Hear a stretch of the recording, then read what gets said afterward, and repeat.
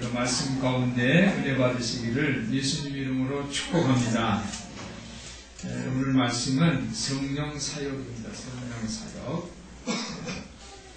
44절을 보면 기록된 모든 말씀이라는 그런 내용이 있습니다. 기록된 모든 것.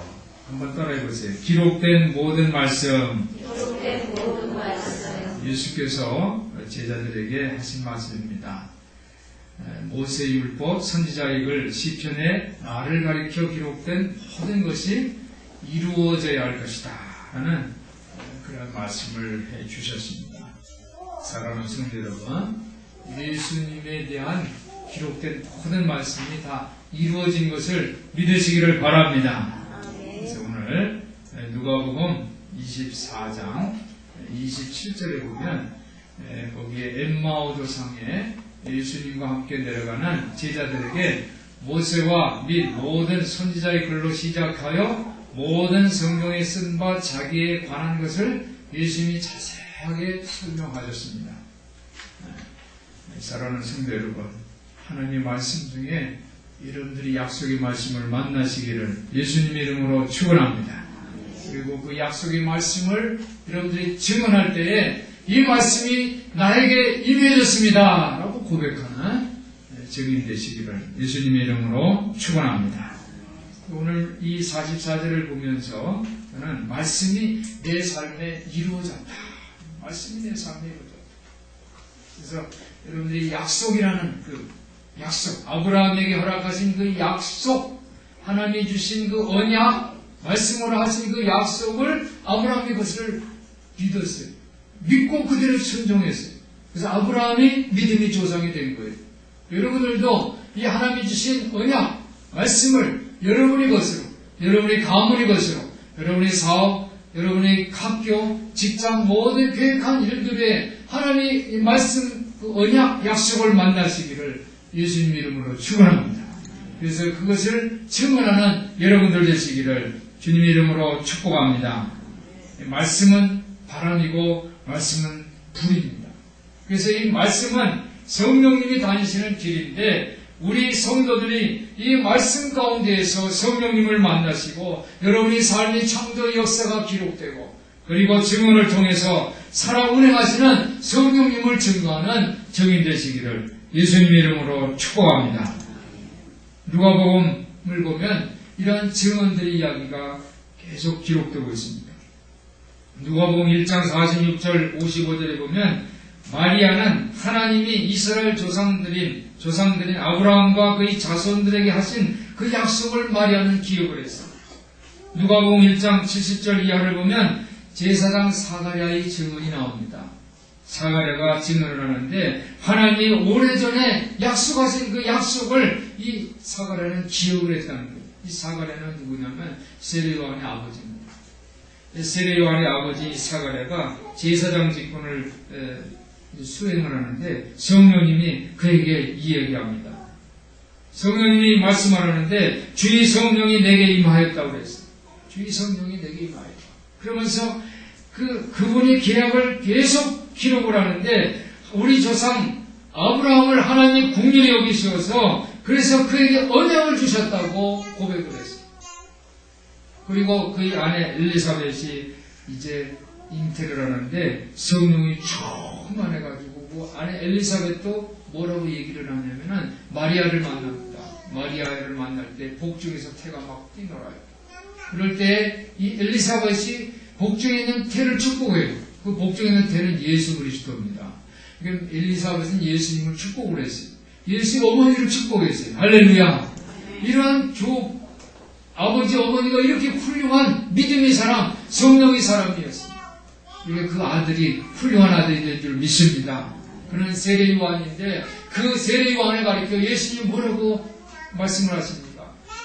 이 여자의 몸에서 태어난 인 중에서 가장 큰 자가 바로 세례요한이라고 했습니다. 사랑하는 성도 여러분, 이 5월달 가정의 날에 여러분들 아버지 어머니들이 성령 충만하시기를 예수님 이름으로 축복합니다. 그래서 여러분들이 자녀들이 성령을 받아서 그래서 세상에서 인정받는 영향력 끼치는 칭찬과 존경을 받는 여러분들 자녀 되시기를 주님의 이름으로 축복합니다. 누가복음 4장 18절부터 21절에 보면 예언과 성취의 그런 기록이 있는데 예수님께서 회당에서 예언자 이사야의 두루마리를 건네받아서 큰 소리로 올려 읽습니다. 주의 성령이 내게 임하였으니 가난한 자에게 복음을 전하시게 하는 사명을 주셨다고 그렇게 읽으시면서 내게 기름 부시고 나를 보내사 포로된 자에게 자유를 눈먼 자에게 보게 하고 눌린 자에게 자유롭게 하고 주의 은혜의 해를 전파한다고 그런 말씀을 낭독을 하시면서 이렇게 말씀하십니다. 이 성경 말씀이 너희가 듣는 가운데서 이루어졌다라고 말씀하셨습니다. 할렐루야.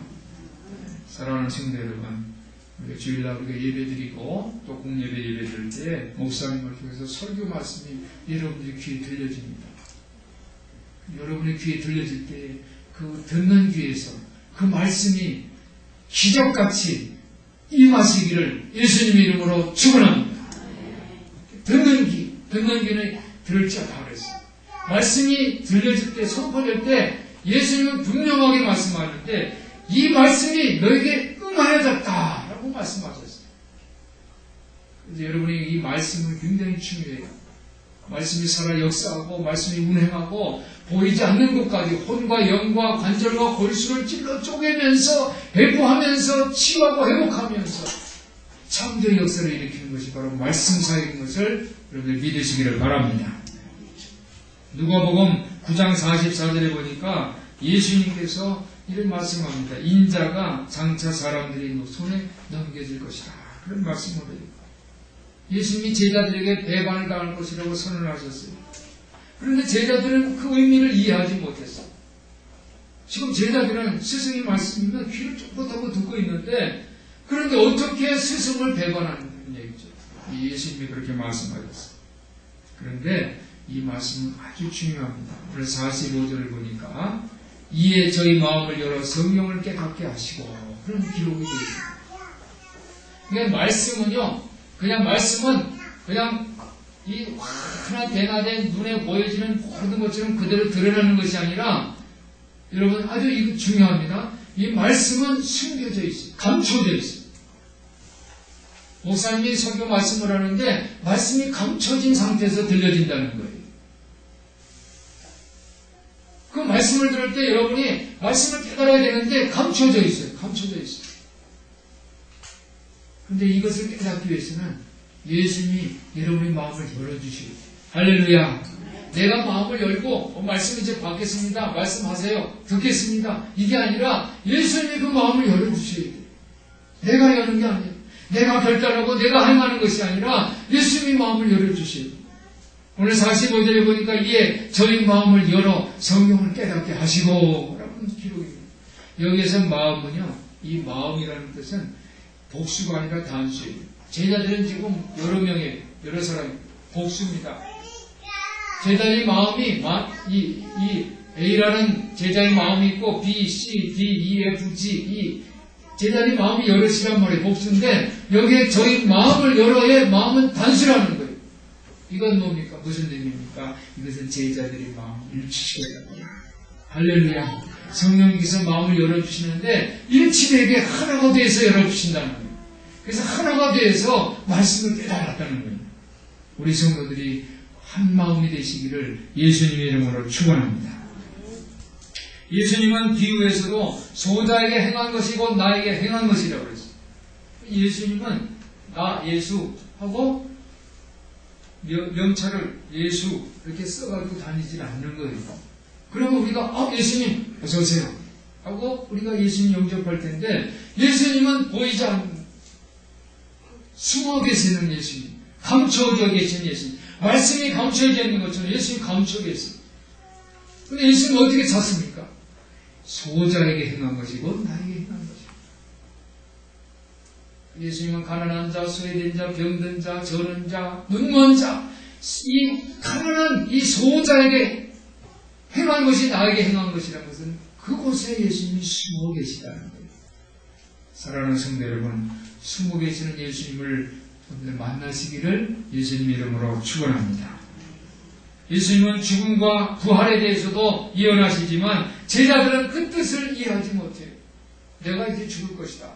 그리고 3일 만에 다시 살아날 것이다. 제자들은 이해를 못해요. 왜? 감추어져 있기 때문에. 오늘 본문 24장 45절에서는 예수께서 제자들의 마음을 열어서 성경을 깨닫게 해주셨다고 그렇게 분명히 기록하고 있습니다. 여러분들의 마음이 열어지시기를 예수님 이름으로 축원합니다. 그래서 여러분들이 감춰져 계신, 숨어 계신 소자들, 예수님을 만나서, 그래서 그들이 마음을 열었을 때 그들을 볼 수 있는 거예요. 그래서 그들에게 예수님이 국민의 마음, 정말 불쌍히 여기는 그 마음을 통해서 예수의 사랑을 증거함으로 예수님을 만나는 우리 성도 되시기를 예수님 이름으로 부탁을 드립니다. 예수께서 오늘 여러분의 마음을 열어서 성경을 깨닫게 하기를 원합니다. 세상에서는 예수님이 죽음과 부활이 감춰져 있습니다. 예수님이 십자가 달려 죽으실 때, 예수님이 3일 만에 살아나실 때 세상은 그 의미를 깨달을 수가 없어요. 그러나 우리 마음을 예수님이 열어주셔서, 성령께서 열어주셔서 그 뜻을 이야기하는 것을 믿으시기를 바랍니다. 그래서 그리스도 사건은 바로 죽음과 부활이에요. 그래서 이 죽음과 부활, 이것은 바로 성경을 이해하는 통로예요. 오늘 제자들이 마음을 열어주셨다고 그러는데, 오늘 엠마오 도상에서도 이 제자들이 마음이 열리는 것을 우리가 알 수가 있어요. 누가복음 24장 13절부터 35절까지는 엠마오 도상. 그래서 제자들이 예수님이 십자가에 달려 죽으시니까 이제 예수님이 안 계시는 예루살렘에 있을 필요가 없으니까 이 제자들은 자기 고향으로 돌아갑니다. 엠마오 도상으로 내려가요. 그때 길에서 예수님을 만납니다. 그런데 예수님인지 몰라요. 길을 가면서 성경 말씀을 해석해 주는데, 그러나 이분이 예수라는 것은 알 수가 없어요. 예수님은 감춰져 계시기 때문에. 날이 어둑해집니다. 길을 가다가 이제 예수님은 더 가시려고 하는데, 이 두 제자가 이제 길이 어두워졌으니까 우리 함께 여기서 유하사, 여기서 머물고 가십시오. 그래서 예수님을 모십니다. 예수님 모셨을 때 거기서 예수님께서 식사를 하실 때 떡을 떼시면서 축사하실 때에 제자들의 눈이 열렸다고 했습니다. 그때 예수님이신 것을 알아보았어요. 할렐루야. 그러니까 제자들의 눈이 열리는 것은, 우리 하나님의 백성의 성도들의 눈이 열리고 마음이 열리는 것은 바로 성령님께서 하는 사역이라는 거예요. 원래 46절에 보니까 또 이르시되 이같이 그리스도가 고난을 받고 제3일에 죽은 자 가운데서 살아난다고 했습니다. 예수님이 고난과 죽음은 필연적인 거예요. 우리 성도들이 신앙생활 하는데 힘들고 어려운 일이 생길 수가 있어요. 이해할 수가 없습니다. 왜 스승 예수님이 십자가에 달리시고 죽으시는가? 이해할 수가 없어요. 그런데 이 예수님이 죽음과 고난이 뭐예요? 선택이 아니라 필연적이라는 거예요. 필수라는 거예요. 필수. 한번 따라해보세요. 필수. 필수는 뭐예요? 그 필수. 이 학교에서도 필수 과목을 해야지 졸업을 하는 거예요. 선택은 다 이거 해도 되고 저거 해도 돼요. 근데 필수는 반드시 해야 되는 거예요. 예수님은 반드시 십자가에 달리셔서 죽으셔야 됐었고, 그리고 부활하셔야 됐었어요. 필수입니다. 예수님의 고난과 죽음은 하나님의 통치 방식이라는 것을 여러분들이 기억하시기를 바랍니다. 하나님의 통치 방식을 입증하는 그리스도 사건이 바로 예수님이 죽음과 부활입니다. 여러분들이 삶 속에서 힘들고 어려운 일을 당할 때 여러분들이 낭망하고 절망하지 마시기를 바랍니다. 왜냐하면 그 가운데서 하나님이 예수님을 죽은 자 가운데서 부활하여 주신 것처럼 여러분의 삶 속에서도 지금은 힘들고 어렵지만은 다시 회복시켜 주시고 조용히 하게 주님께서 세워주시는 것을 믿으시기를 바랍니다. 좋게 하시는 하나님. 한번 따라해서 좋게 하시는 하나님. 여러분 부모들이 자녀들을 할 때 다 좋게 되라고 기도해 주잖아요. 자녀들은 지금 왜 부모가 나한테 이렇게 힘든 일을 시키나, 왜 힘들게 하나 그러지만 부모들은 어떻게 그래서 좋게 하려고 하는 거예요. 좋게 하려고. 어렸을 때 왜 야단을 칩니까? 잘 되라고 하는 거잖아요. 좋게 하려는 하나님을 여러분들이 깨닫기를 예수님의 이름으로 축원합니다. 오늘 47절에 보니까 회개라는 단어가 나와요. 47절. 또 그 이름으로 죄사함을 얻게 하는 회개라는 이 회개의 이 단어가 있는데, 이 회개는 어디서부터 시작하냐면 예루살렘으로부터 시작해요. 한번 따라해보세요. 예루살렘으로부터 시작하여. 회개가 예루살렘으로부터 시작되는 것을 여러분 주목하시기를 바랍니다. 예루살렘은 어떤 장소예요? 예루살렘은 예수님을 십자가에 못 박으라고 외쳤던 하나님의 백성들이 이 음성이 들렸던 장소예요. 예수님이 거기에서 십자가에 달려 죽으셨어요. 그런데 회개가 거기서부터 일어나야 된다는 거예요. 무엇입니까? 나 때문에. 한번 따라해보세요. 나 때문에 예수님 십자가에 못 박고 죽으십니다. 그런데 그것을 회개하시기를 바랍니다. 회개하세요. 그랬을 때에 이 예루살렘으로부터 회개가 시작돼가지고 모든 족속에게 전파되는 거예요. 내가 하나님 앞에 회개할 때, 내가 먼저 내 탓이라고 하나님 앞에 회개할 때에 인간관계가 해결되는 것을 기억하시기를 바랍니다. 다른 사람들도 같이 회개하고 회개가 땅끝까지 전파되는 거예요. 회개의 복음이 전파되는 거예요. 49절에 보니까 볼지어다 내가 내 아버지 약속하신 것을 너에게 보낸다고 그랬어요. 하나님이 우리에게 약속하는 이 약속을 여러분들이 만나시기를 바랍니다. 그 약속하는 것은 뭐냐면 성령이에요. 성령. 하나님이 예수님께 약속을 했는데 그 성령을 보낸다는 약속을 했다는 거예요. 그래서 그 약속하신 것을 너희는 제자인데 제자들의 너희에게 보내리니 너희는 위로부터 능력을 입히울 때까지 이 성에 유하라 하시니라. 한번 따라해 보실까요? 성령 사역. 여러분들 이 성령 사역을 만나시기를 예수님 이름으로 축원합니다. 오늘 누가 기자는 성령의 임재와 활동을 강조했어요. 이 누가복음 전체를 보면 이 성령님이 임재하시는데 사람을 통해서 임재하고 성령의 활동, 성령의 사역을 계속 강조하고 있습니다. 누가복음 1장 67절 아까 제가 말씀드린 사가랴가 성령이 충만해서 예언합니다. 누가복음 2장 25절 27절에 보면 성령이 시므온에게 임하는데 시므온이 예수의 그리스도를 보기 전에는 죽지 않을 것이다라는 그 음성을 성령의 지시를 받았어요. 그래서 성전에서 있습니다. 성전에서 계속 떠나지 않고 성전에 있는데 그때 아기 예수를 보게 됐어요. 아기 예수. 그래서 아기 예수를 보면서 하나님 앞에 감사합니다. 하나님이 약속하신 것이 내게 이루어졌습니다. 누가는 이 부분에 주목을 한 거예요. 하나님의 약속이 나에게 이루어졌다는 거예요. 시몬이 아기 예수를 보면서 이 아기 예수가 하나님이 보내신 그리스도라는 것을 알았어요. 그래서 그걸 고백을 하는 거예요. 시몬은 주님이 메시아다. 내 눈이 주의 구원을 보았다. 그가 이방을 비추면 비치고 이스라엘의 영광입니다. 라고 고백을 했어요. 누가복음 1장 35절에 보니까 성령이 마리아에게 임합니다. 성령이 내게 임하시고 지극히 높으시니 능력이 너를 덮으리니 나실바 거룩한 이는 하나님의 아들이다. 그런 음성을 천사로부터 들었을 때 마리아가 이렇게 고백을 합니다. 주의 여종이니 말씀대로 내게 이루어지리다. 할렐루야. 이 말씀이 내게 이루어진다는 이 성령 사역이에요. 그래서 우리 큰사랑교회 모든 성도들은 하나님의 약속을, 하나님의 말씀을 여러분의 약속의 말씀으로 만나시기를 예수님의 이름으로 축원합니다. 누가복음 전체는 이 말씀이 불처럼 바람처럼 임한 하나님이 하나님의 사람들이 이야기를 보도하고 있는 거예요. 오늘 49절에 볼지어다 내가 내 아버지 약속하신 것을 너에게 보내리니 너희는 위로부터 능력을 입힐 때까지 이 성에 유하라 하시니라. 이 말씀은 성경 사역이 아직도 끝나지 않고 계속 지속되는 것을 약속하신 말씀입니다. 지금 우리에게도 이 성경 사역은 계속 지속되는 것을 믿으시기를 바랍니다.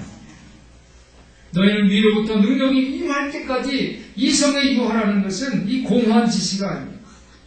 우리 성도들이 하나님의 성전에서 이곳에서 여러분들이 예배드리고 이곳에서 사역을 하시면서 성령님과 함께 춤추는 그런 복된 사역의 주인공들 되시기를 예수님 이름으로 축원합니다. 그래서 여러분들이 이 성전에서 이 분양하는 사가랴처럼 이 사가랴가 세례 요한의 출생의 소식을 들은 것처럼 여러분들이 자녀들이 잘 되는 그런 하나님의 음성 성령의 지시를 만나시기를 예수님 이름으로 축원합니다. 마리아처럼 큰 일을 행하신 하나님을 노래하는 주인공들 되시기를 예수님 이름으로 축복합니다. 이 누가 기자는 오늘 50절 52절까지는 예수님이 저들을 다 축복을 하셨다고 기록을 하고 있습니다. 제자들이 다 예수님이 손을 들어서 저에게 축복을 하시는데 그 축복을 다 제자들이 받고서 이제 53절에 보니까 늘 성전에 있어 하나님을 찬송하니라 라고 기록합니다. 한번 따라해보세요. 늘 성전에 있어 하나님을 찬송하니라. 할렐루야. 우리 성전과 성전의 기쁨과 이 관련이 되어 있어요. 성전에서 하나님을 찬송하는 자리에 하나님의 기쁨이 우리에게 임하는 장소가 바로 하나님의 성전인 것을 여러분들 기억하시기를 바랍니다. 하나님은 감추시고 드러내시고 성취하는 하나님이에요. 우리 성도들이 성전에서 하나님을 찬양하고 제자들이 경험한 이 하나님을 만나시기를 예수님 이름으로 축원합니다. 오늘은 스승주일이에요. 스승주일. 그래서 여러분들이 좋은 스승을 만나시고 또 여러분들도 또 좋은 스승이 되시기를 예수님 이름으로 축원합니다. 신앙이 좋으신 할아버지가 손녀와 함께 시간 보내는 것을 큰 기쁨으로 생각을 했습니다. 할아버지는 아주 훌륭한 경건스러운 그런 분이셨어요. 손녀를 데리고 교회당 가기를 좋아했어요. 할아버지가 교회 안으로 들어가서 이 제자 앞에 앉아서 하나님 앞에 기도하면 조용히 앉아서 기도하면 손녀는 할아버지가 이렇게 기도하는 모습을 신기하게 이렇게 쳐다보고 또 교회당도 둘러보고 그랬어요. 손녀가 할아버지에게 할아버지 저를 위해서 기도해 주세요 이렇게 요청을 하면 할아버지가 손녀를 위해서 마음껏 축복하고 기도해요. 예수님의 이름으로 축복하며 기도했습니다. 그러면 손녀가 아멘 그렇게 아멘 그랬어요. 할아버지 손을 콕 쥐고 했어요. 어느 날 손녀가 할아버지에게 질문을 합니다. 할아버지 하나님은 언제 교회당 밖으로 나오세요? 이 손녀가 볼 때 하나님은 이 교회당 안에만 계시는 걸로 생각을 한 거예요. 언제 교회당 밖으로 나오세요? 할아버지가 항상 교회당에서 하나님 아버지 그래서 제가 여기 왔습니다. 그래서 기도하는 모습을 손녀가 생각할 때는 하나님은 이 예배당 안에 계시는 줄 아는 거예요.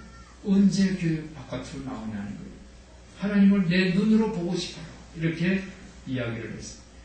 할아버지가 그 손녀의 말을 들으면서 잠시 당황하다가 깊이 한번 생각을 해봤어요. 하나님은 언제 교회당 바깥으로 나오시는가 한번 생각을 했어요. 하나님은 항상 교회당 안에 계시는 건 아닌데 할아버지는 그걸 알잖아요. 하나님은 어디서나 계시잖아요. 그렇죠? 무소부재 어디서나 계시는 하나님. 한국에도 계시고 미국에도 계시고 캄보디아에도 계시고. 그런데 손녀의 질문에 어떻게 대답을 해야 할지 생각을 해봤어요. 그러면서 대답을 찾았어요. 얘야, 하나님께서는 경건한 크리스찬, 경건한 기독교인을 통해서 언제나 세상에서 나와서 돌아다니신단다. 하나님께서는 나의 생활 속에서도 여러분의 생활 속에서도 나타나시는 것을 믿으시기를 바랍니다. 하나님께서 여러분들을 보내신 것은 여러분을 통해서 하나님의 형상, 예수님의 그 향내가 드러내기 위해서 여러분을 불러내신 거예요. 그리고 여러분들을 부르시고 세상에 보내신 것을 기억하시기를 바랍니다. 그래서 성도가 아하 그렇구나. 어쩐지 할아버지가 하나님 같이 보였어. 예수님 같이 보였어. 할렐루야. 예수님이 제자들은 예수님과 3년 동안 같이 지냈어요. 그래서 예수님을 통해서 다양한 기적을 보았고 놀라운 가르침을 들었습니다. 베드로, 야고보, 요한은 심지어 변화산에서 예수님의 얼굴이 변화한 모습을 보았어요. 그들은 예수께서 십자가에 달려 죽는 것을 보았습니다. 그리고 예수님이 그 위탁한 사명을 실천할 준비가 되어 있어요. 그렇지만 예수님은 이 제자들이 영적으로 자기를 적절하게 통제할 수 있는 능력이 아직 부족하다는 것을 예수님은 보셨어요. 그래서 제자들에게 성경을 이해하게 하시려고 저들의 마음을 열어주신 것을 기억하시기를 바랍니다. 그래서 오늘 45절에 이 저희 마음을 열어서 성경 깨닫게 하셨다. 아직 3년 동안 훈련을 받았지만, 교육을 받았지만 아직 완전하지 못한 거예요. 아직 마음이 열리지를 않는 거예요. 그들 스스로 결단했지만, 그러나 예수님이 열어주셔야지 사명을 감당할 수 있게 되는 것을 기억하시길 바랍니다. 우리 성도들이 말씀이신 예수님을 만날 때 여러분의 마음이 열리시는 그런 성령을 받으시기를 예수님의 이름으로 축원합니다. 그리고 제자들에게 사명을 주셨어요. 이제 회개가 예루살렘부터 시작해서 모든 족속에게 전파되는데 이 일에 48절에 보면 너희는 이 일의 증인이라. 그래서 증인된 사명을 주셨어요. 사랑하는 성도 여러분, 이 제자들의 힘은, 능력, 권세는 바로 성령의 사역인 것을 기억하시기를 바랍니다. 많은 성도들이 이 교회 전도, 선교에 어떤 그런 지름길이 있는 것처럼 생각을 해요. 선교 전략 이런 것도 발표해서 교회별로 만들어서 광고도 하고 그래요. 우리는 이렇게 선교를 합니다. 이렇게. 그러나 성령의 권능을 받지 못하면 모든 시도들은 실패되는 것을 여러분들이 기억하시기를 바랍니다. 이 내가 복음을 전파하고 선교하고 교회를 세우고 이런 게 서두른다고 되는 것이 아니에요. 오직 기다릴 때. 그렇죠? 이 기도와 금식 그리고 예배와 성경 공부 또 고독과 침묵 이런 것들은 모든 것은 다 기다리는 거예요. 기다려. 위로부터 능력을 입혀올 때까지 이 성에 유하라. 이 성에서 기다리라는 거예요. 기다릴 때에 성령이 임한 것을 기억하시기를 바랍니다. 우리는 이따금 서두를 때에 문제가 있다는 것을 발견해요. 무모하게 앞으로 달려갈 때 하나님은 일하지 않으세요. 차분히 기도하고 깨어서 기도하고 기다리면서 성령을 사모하는 여러분들 되시기를 바랍니다. 기다림 속에서 기뻐했어요. 기다림 속에서 기뻐했어요. 오늘 52절에 보니까 저희가 그에게 경배하고 큰 기쁨으로 예루살렘에 돌아갔다고 했어요. 기다렸을 때 큰 기쁨이 왔어요. 사랑하는 성도 여러분, 오늘 우리는 성전에서 기다림을 통해서 우리에게 힘과 능력을 주시는 성령님 스승을 만나시기를 예수님 이름으로 축원합니다. 우리에게 내가 앞서 나가는 것이 아니라 출발이라고 선포해 주시는 성령의 음성을 들을 때 그때 활기차고 힘차게 나가는 우리 성도들 되시기를 예수님의 이름으로 축원합니다. 그래서 성령님을 통해서 여러분들이 은혜 가운데 힘이 나시고 그리고 비전을 날카롭게 함으로써 성전에서 늘 하나님을 찬송하고 성령님과 함께 춤추시는 성도들 되시기를 예수 그리스도 이름으로 축원해 드립니다. 기도하겠습니다. 사랑이 많으신 하나님 아버지, 우리 성도들이 성전에서 하나님을 찬양함으로 성령님과 함께 춤추는 복된 성도들 다 되게 하여 주시옵소서. 우리 주 예수 그리스도 이름으로 기도하옵나이다. 아멘.